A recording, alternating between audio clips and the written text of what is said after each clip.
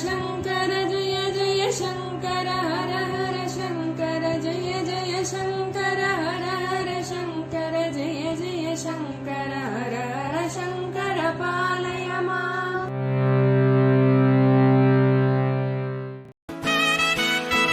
Mahasankara matrimony மிகவும் மேம்படுத்தப்பட்ட online திருமணப்பதிவு இணையதளம். இந்த இணையதளத்தில் பதிவு செய்வது மிகவும் எளிது. பதிவு செய்யுங்கள், பிறகென்ன கெட்டிமேளம்தான். உங்களுடன் நாங்கள், உங்களுக்காகவே நாங்கள். விவரங்களுக்கு தொடர்பு கொள்ளுங்கள்.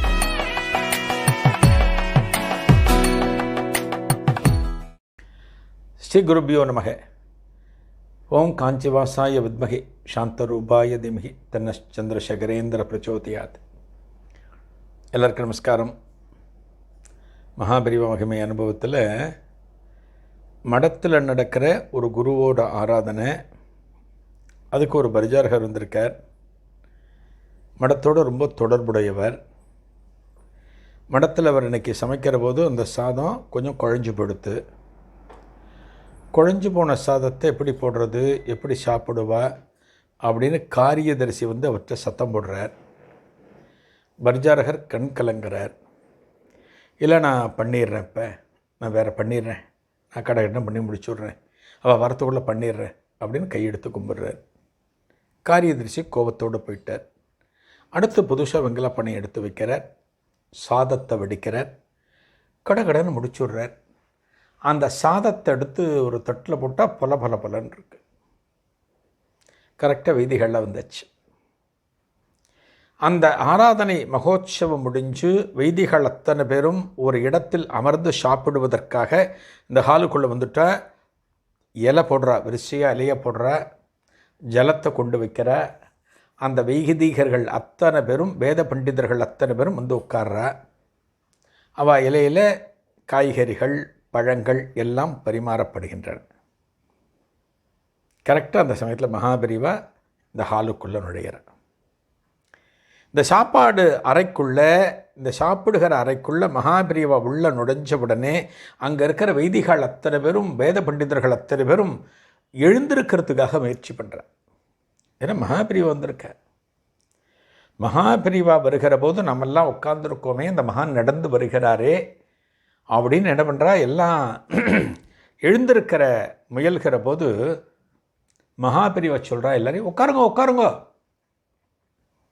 எல்லாம் உட்காந்து திருப்தியாக சாப்பிடுங்கோ. நான் அதை சொல்கிறதுக்கு தான் வந்தேன், நீ எல்லாம் உட்காருங்க அப்படிங்கிறா. எல்லாம் உட்காந்துட்டேன்.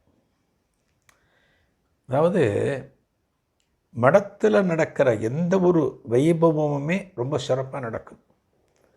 அதுவும் சாப்பாடு தொடர்பானது. இத்தனை பேர் சாப்பிடக்கூடிய ஒரு நிகழ்வு அப்படின்னா அதில் எந்த விதமான குறையும் இருக்கக்கூடியது மகாபெரிவளுக்கு. குறையே இருக்கக்கூடாது. ஒரு மனுஷனுக்கு திருப்தி தரக்கூடியது எது அப்படின்னா உணவு தான். நீங்கள் எத்தனை பணம் கொடுங்கோ, திருப்தி இருக்காது.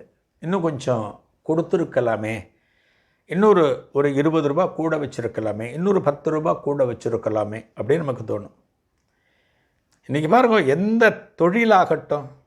எந்த தொழிலாகட்டும் ஒரு பொருள் நம்ம ஒரு இடத்துல வாங்க போகிறோம் அப்படின்னா அந்த பொருளை அடிமாட்டு விலைக்கு நம்ம கேட்குறோம்.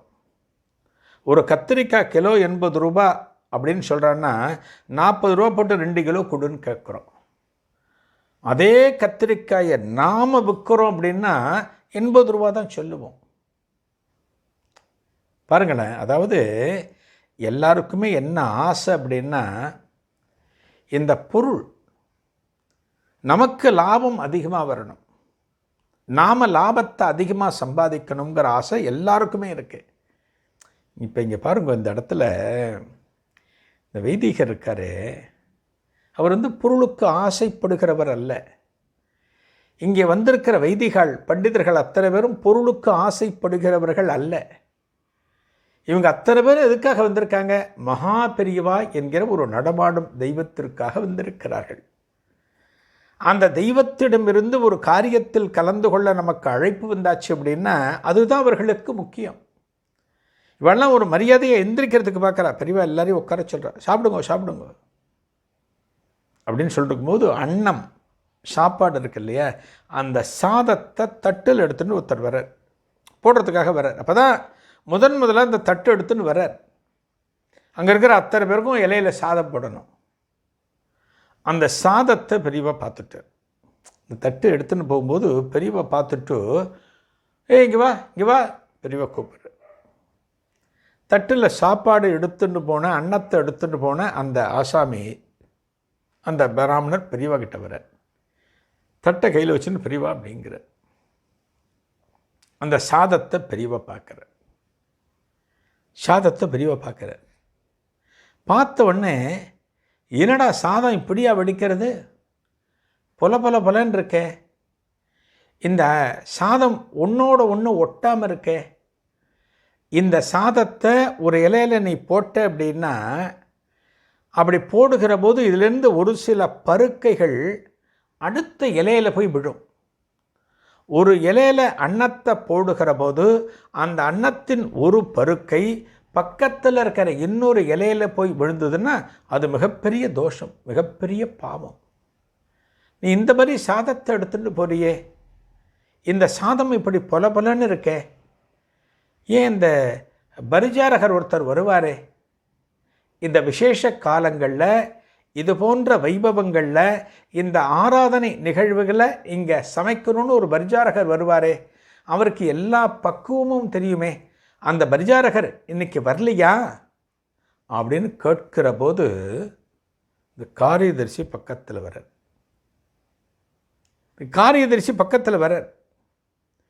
பாருங்க, மகாபிரியவாள்லாம் ஞான திருஷ்டின்னு சொல்கிறோமே, அந்த மகானுக்கு தெரிகின்ற விஷயங்கள் யாருக்குமே தெரியாது.